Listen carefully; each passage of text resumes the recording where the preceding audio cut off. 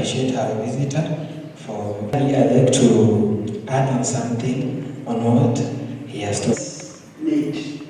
My sister. Historians who have absolutely no other aid except their hands. That's your second question, which is, and I'm really happy to hear you work with.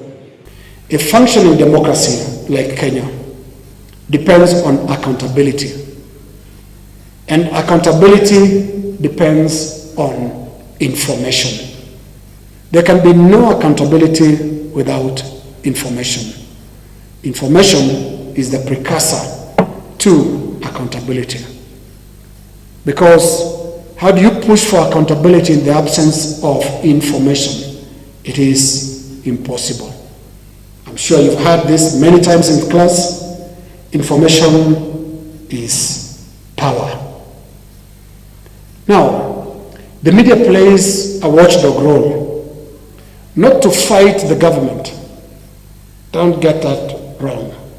The media plays a watchdog role, not to fight government, but to serve public interest.